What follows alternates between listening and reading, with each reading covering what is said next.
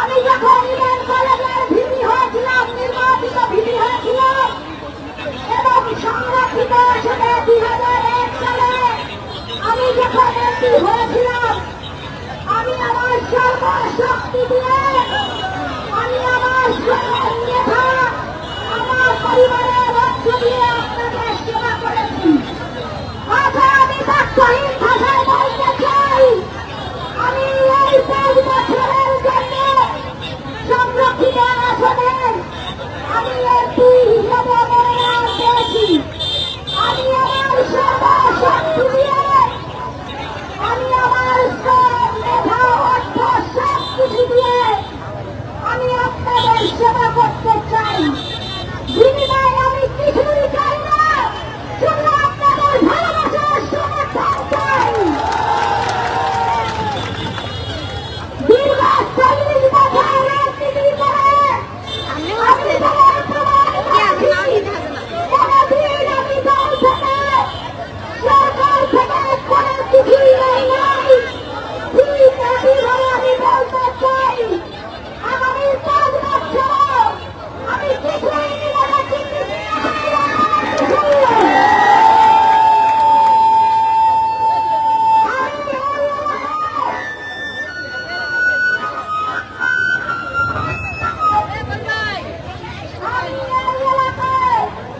অসংখ্য কাজ করতে চাই।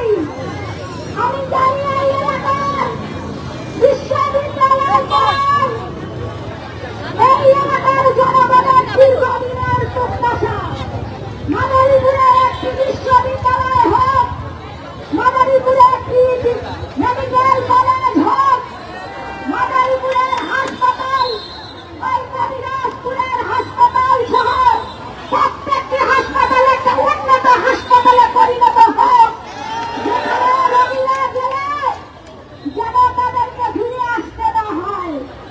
ঢাকার চাইতে পৃথিবীর সব সেরা মেডিকেল হাসপাতাল থেকে মাদারীপুরের হাসপাতালে যেন অনেক বেশি উন্নত চিকিৎসা পাওয়া যায়, সেটা আপনারা প্রত্যাশা করেন। আপনারা প্রত্যাশা করেন এই এলাকায় একটি কৃষি বিশ্ববিদ্যালয় হোক। আপনারা প্রত্যাশা করেন এই এলাকার আইন শৃঙ্খলার উন্নতি হোক, অর্থাৎ প্রত্যেক মানুষ ঘরে যেন সুখে শান্তিতে থাকতে পারে। যারা আমাদের প্রধানমন্ত্রী বলেছিলেন তিনি এমন একটি বাংলাদেশ দেখতে চান, যেই বাংলাদেশে গভীর রাতে যাতে নারীরা নিরাপদে রাস্তা দিয়ে যাতায়াত করতে পারে। ঠিক একইভাবে আমার প্রিয় প্রধানমন্ত্রীর সেই প্রত্যাশা আমরা এই মাদারীপুরে পূরণ করতে চাই। গভীর রাতে যেন মাদারীপুরের জনগণ, মাদারীপুরে বিশেষ করে নারীরা নিরাপদে রাস্তা দিয়ে যাতায়াত করতে পারে, সেই ব্যাপারে আমি কাজ করতে চাই। আমি এই মাদারীপুরে একটা চারামুক্ত মাদারীপুর করতে চাই। মাদারীপুর একটি দুর্নীতিমুক্ত মাদারীপুর করতে চাই। মাদারীপুরের বিশেষ করে বেকার সমস্যা সম্পূর্ণভাবে সমাধান হয়ে যায়। প্রতিটা শিক্ষিত জনগণ যাতে তার মেধা অনুযায়ী যোগ্য চাকরি পায়, সেই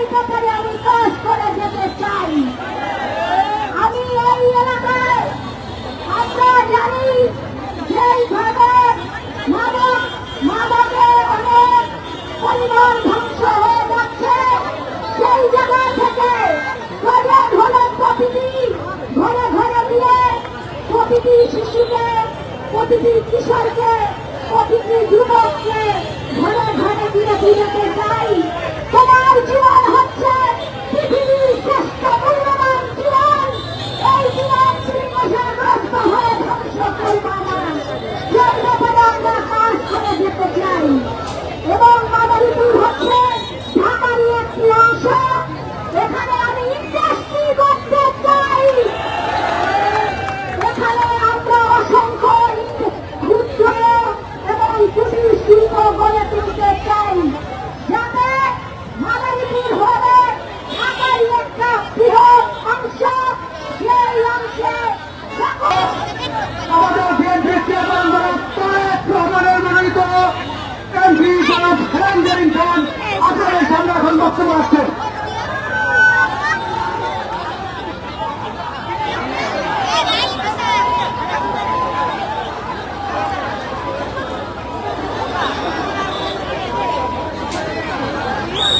এই হচ্ছে মোবাইল এখানে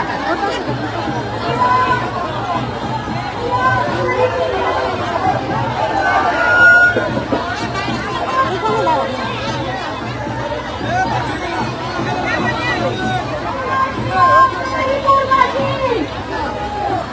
এই মাদারীপুরে যত জনগণ আছে যত মা বোনেরা আছে যত ভাই বোনেরা আছে যত কৃষক আছে যত শ্রমিক আছে যত ছাত্র আছে যত ছাত্রী আছে যত পেশাজীবী আছে প্রত্যেক ঘরের যে সমস্ত নাগরিকরা আছে তাদের প্রত্যেকের নামে আমার ব্যক্তিগত পক্ষ থেকে আমার প্রিয় নেতা আপনাদের উদ্দেশ্যে দিয়ে বাংলাদেশে প্রমাণ করেছেন তিনি এই বাংলাদেশ শুধু নয় সারা পৃথিবীতে 100 জন প্রভাবশালী নেতার যে লিস্ট করা হয়েছে সেই 100 জন প্রভাবশালী নেতার